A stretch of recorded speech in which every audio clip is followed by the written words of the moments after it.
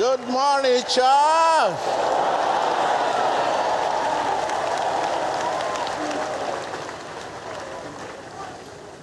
Tell your neighbor, be calm. Jesus is on the throne.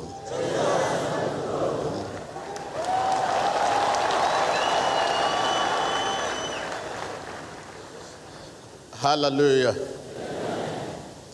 Our viewers, thank you. Whatever you are using to view us, we salute your faith. Hallelujah. Hallelujah. Amen. Last week we talked so much about relationship and the challenges, the position of challenges to Christian. We are going to land today. Hallelujah. 1 Peter chapter 2. We start our reading from beginning, and later we go to the proof test. Hallelujah. Therefore, rid yourself of all malice and all deceit, hypocrisy, envy, and slander of every kind, that is slanderous. Like newborn babies, crave pure spiritual milk, so that by it you may grow up in your salvation. Now that you have tasted that the law is good, indeed the law is good. Hallelujah. Let's go to the proof test here. Verse 15. For it is God's way that by doing good you should silence the ignorant talk of foolishness. Live as free people. That is, live and let me live. Live and let others live. Think about that. But not use your freedom as a cover-up for evil. Hallelujah. We tag our message, relationship under repair. Relationship under repair. This text we read, you'll find it in other books. 1 Thessalonians 5 verse 15. Also, when you look at the book of Matthew 7, you take your reading from verse 12. And the book of Romans, which will be the landing. The book of Romans 3, you take your reading from verse 10 to 15.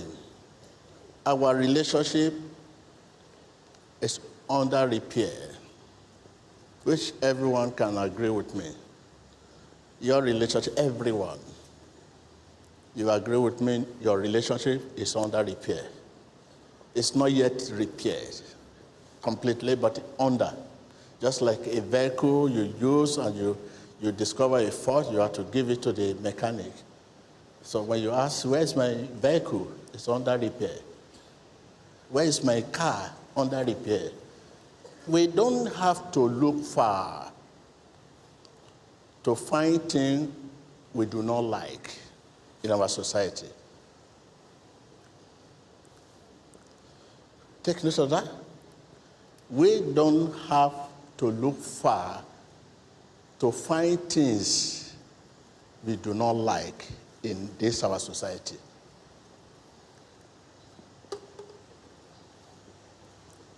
Look through your immediate surroundings.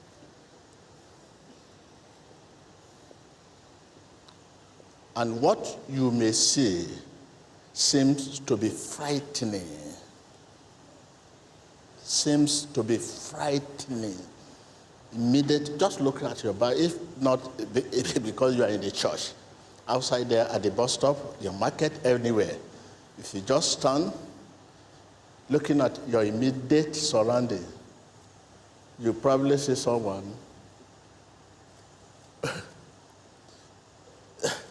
who is ready to kill you if you are not living there. Very, very frightening.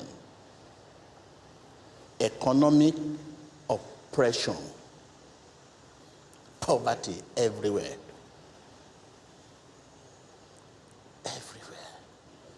Even if you have money, you can't move freely again because of people that lack. You'll be afraid. The one you have is not even enough to calm people around you. Many of us, we don't leave our home anymore. You say, are they at home? You call your wife, are they at home? You say, I don't. No, I will sleep there. I sleep this.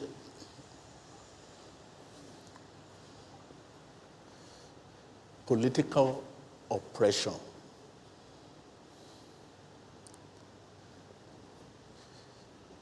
Injustice. Misrule. Everywhere. Injustice, misrule.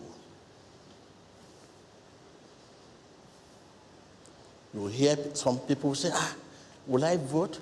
How will I vote? How will I know that my vote will be this, will be that? Injustice, misrule. Everywhere. Everywhere, all over the world. There's nowhere to run to. In the past, you can run this way, but now it's like there's nowhere to run to. Are you talking of religious oppression?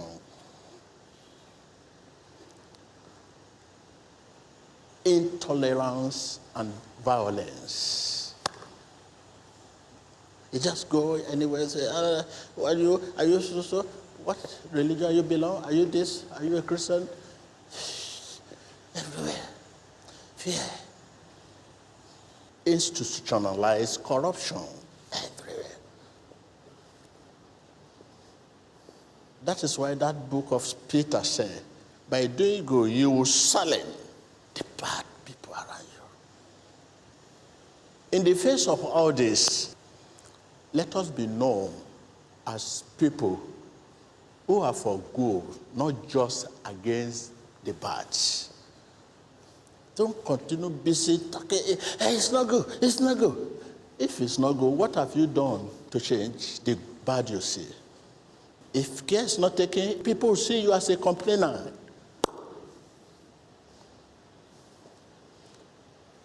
Let us be known as people who are for good, not just against what?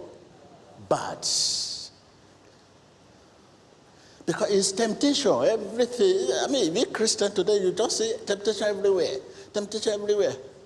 Something is there to make you curse. Something is there to make you talk. Let us be known as people who are for good, not just against the bad in our society. A little example can have a big influence. You see me, for many years now, you people have been crucifying me. In the past, when you move around many places of worship, you hear, TB Joshua, rebuke him. TB Joshua, ban him.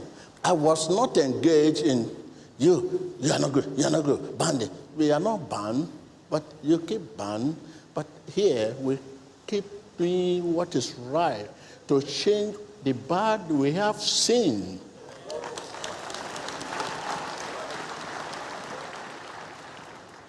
A little example can have a big what? Influence.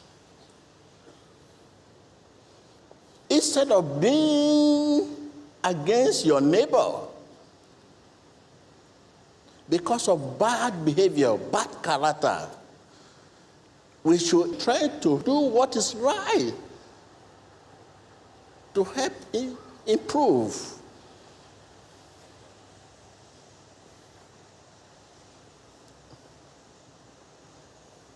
Instead of being against poverty, hey, see them, what are they doing? They are lazy. You should make a tangible contribution towards this society. Tangible contribution. There are many people in your home where you are living that their children are not going to school. You always see them at home, but your children are going to school. You don't need to see their parents. What are you doing, little boy? Oh, my mommy cannot pay my school fees, my daddy cannot pay. That is why I always see you around. Can you tell your parent that I want to support? The child will run to the parent. Daddy, mommy, this Mr. So met me. He said, want to pay my school fees. They will say, oh, thank you, sir. Instead of saying, what the children are doing? Look at stupid children. They're not going to school. Stupid. No. When we see something that needs to be improved, when we see something that needs to be removed, when we see something in our society that needs to be changed, when we see something that needs to be adjusted, we must recognize our personal responsibility to do something about it. We must recognize our personal what? Our personal responsibility to do something about it. This is not right. This is how they have been doing them. It's very bad. I'm not saying you should not condemn. I'm not saying you should not criticize it. But at the same time, you should also look at how that thing can be improved or changed. This is where we are today all over the world. Everybody take on the side of criticism, criticizing, bad. It's not good. It's not good. It's it. But we have never looked at the other side again. When we see something that needs to be changed, that needs to be adjusted, that needs to be removed, that need to be improved in our society, we must recognize our personal responsibility to do something about it. As Christians, we have to take responsibility for our world. For our world. Why? Because that is the only way we learn.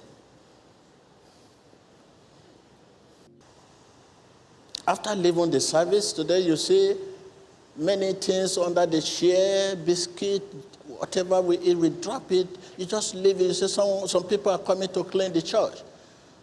Which is, as Christians, we have to take responsibility for our action, because that is the only way we learn. And if you keep learning, we will improve. If we improve, we'll become more mature in our Christian life.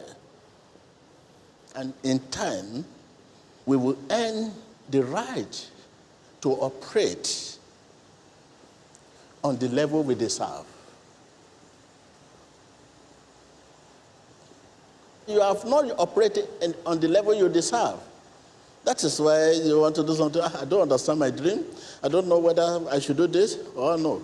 If you are operating on the level you deserve, there will be discernment. When you move, there will be a force that will tell you move this way, that way. Not until you consult your neighbor to know where to go. That is why we can do 10 jobs at the same time. You are the architect, you are the engineer, you are the lawyer. You are doing a lot of jobs because you don't know the one that will bring breakthrough, because you have not yet operate on the level you deserve. You have so many jobs you are doing. You are the contractor, you are the lawyer. At the same time, you travel to buy and sell. You have so many business cards in your pocket, you don't know what to do because of failure. Because you have not yet operated on the level you deserve. Let me take you to the book of Romans 3. You take your reading from verse 10. As it is written, there is no one righteous, not even one. There's no one who understands. There's no one who is righteous, not even one.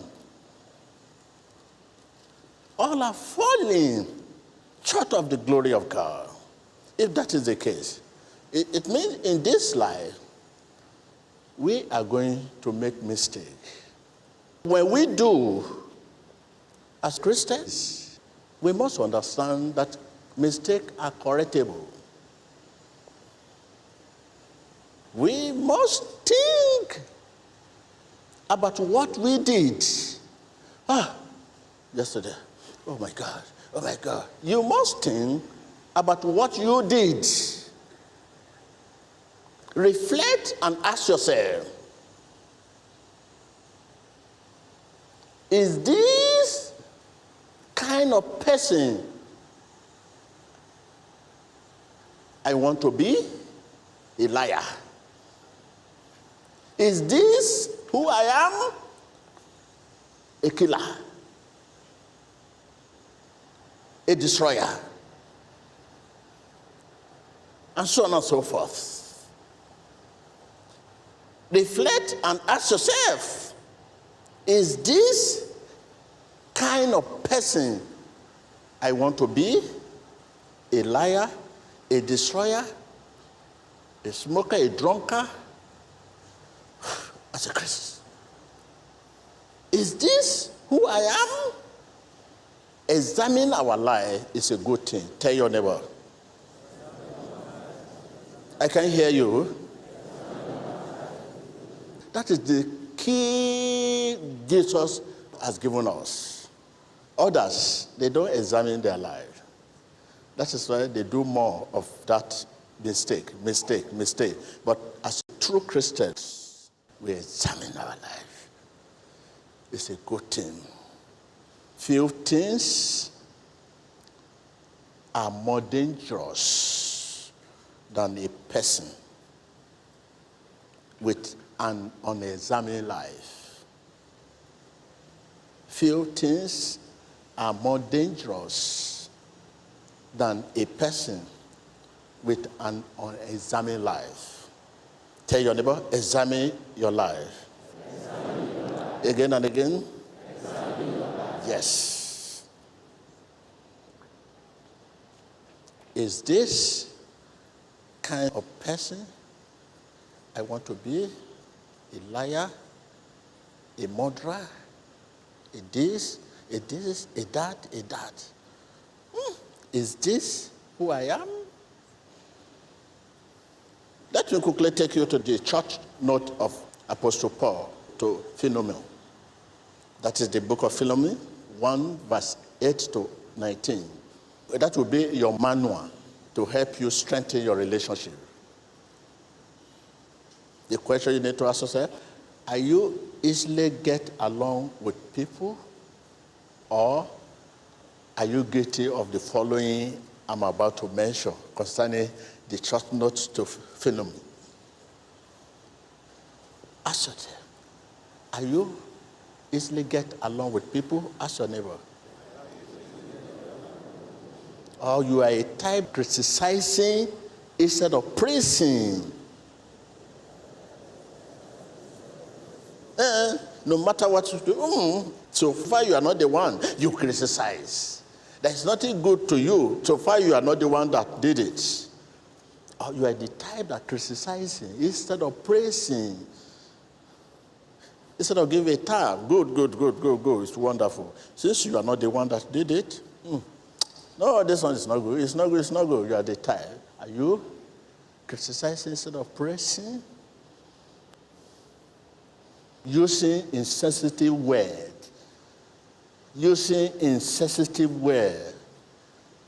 Refusing to admit wrong. Refusing to admit what? Wrong. No. We are talking of relationship under repair. Belittling others' opinion. This is how to do it. No, it's not like that. This is how we do it. Making jokes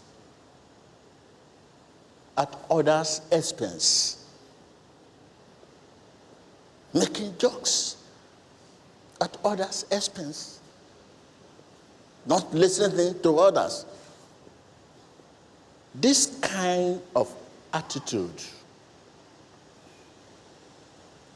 will wreck relationships and hinder the healing of past hurts. The book of Philemon, chapter 1, you take reading from verse 8 to 19. That will really help you. I pray the Lord will give you a hearing heart. Amen. Viewer all over the world, I pray the Lord give you a hearing heart. Amen. In Jesus Christ's name.